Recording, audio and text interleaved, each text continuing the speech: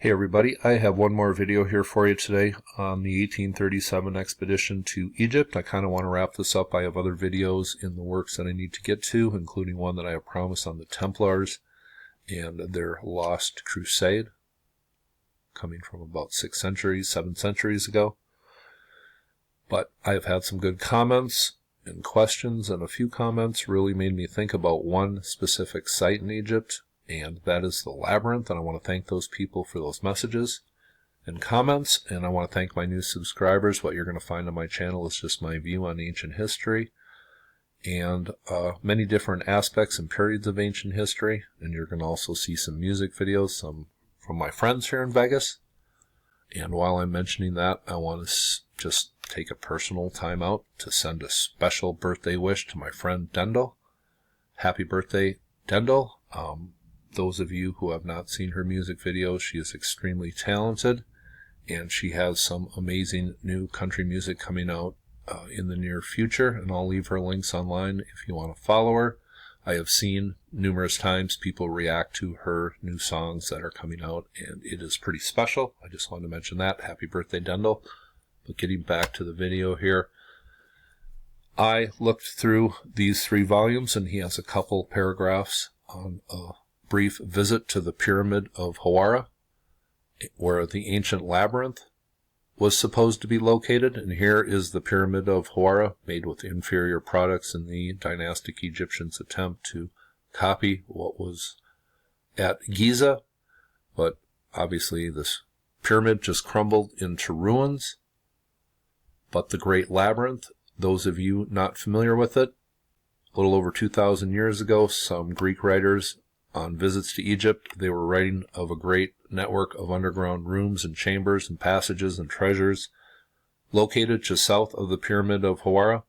And this Carmen Bolter in recent years has worked with some people that have done underground imaging, and this comes from the Research Institute for Astronomy and Geophysics, and they have done imaging just south of the Pyramid of Hawara, and the imaging perfectly shows a series of underground chambers and rooms, and I just think this is really fascinating. This is the Pyramid of Hawara right here, and this is the area that the labyrinth is said to be located.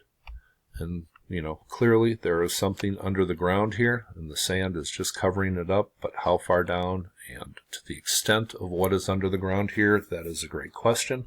But I just want to read a little bit of what it said here was found in 1837. The Pyramid of Hawara. On the following day, Mr. Pirin proceeded to Medinet el Fayum by the Behr Youssef, which is also called Behr el Fayum. It is from 80 to 100 feet in breadth, but near the village of Hawara el Gasub it flows in a narrow channel which has been cut through the rock, and at one place is of small dimensions, adapted for the application of a bridge or else of a sluice, by which waters may have been directed into an adjacent ravine, which Mr. Pirin supposes to be a canal, called by Pliny Fossa Grandis, and said by Strabo to have been connected with the lake. A large village occupies the northern bank of the ravine, which near Hawara el Gasub is crossed by a bridge of 10 Roman arches. The arches are, however, built up with masonry. The bottom of the ravine contains a small stream, and also covered with a grove of palm trees, which proves that for many years past no great body of water can have flowed through it. The actual distance from the village of El Gasub to the Pyramid of Hawara is 1.5 miles, but owing to the inundation, Mr. Pirin found the road extremely intricate and nearly 4 miles in length, and he had great difficulty in obtaining a guide. The pyramid is situated on a desert plain bounded by the above-mentioned ravine, which connects the Behr Youssef with the lake, near the spot where the Fayum may said to begin, and at the termination of a strip of land, near the other end of which the Pyramid of Ilahun is built.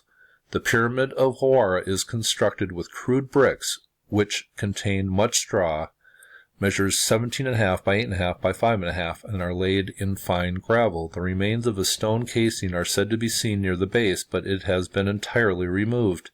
On the northern front is a large chasm, supposed to have been made in the year 1815 by Jacques Raffaud in search of an entrance, and several small buildings have been constructed with bricks, which have been taken down.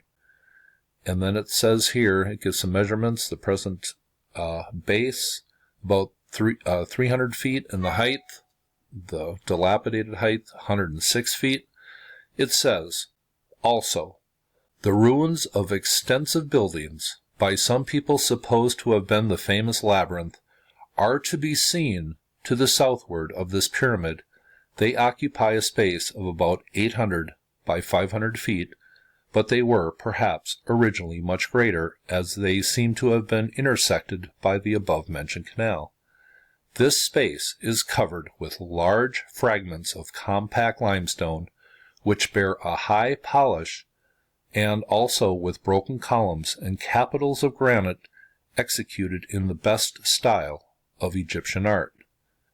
And I find that fascinating, that mention that there was some ruins still to be seen above ground, and they were of the finest Egyptian art.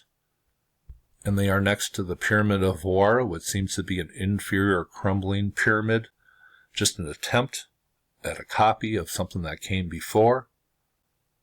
But right outside you have this amazing underground labyrinth that hints of an earlier time and much greater, finer workmanship. I just thought I would mention this Pyramid of Hawara so this doesn't go out of people's mind. And this labyrinth, so-called labyrinth, that was written by historians 2,000 years ago, 200 years ago. It was written that some ruins, some fine ruins, can still be seen above ground.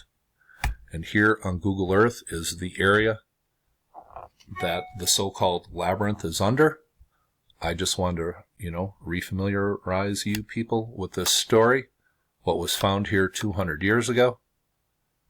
Obvious something is under the ground here, and from all indications, there seems to be a large underground network that one Greek writer said is more impressive than the pyramids themselves.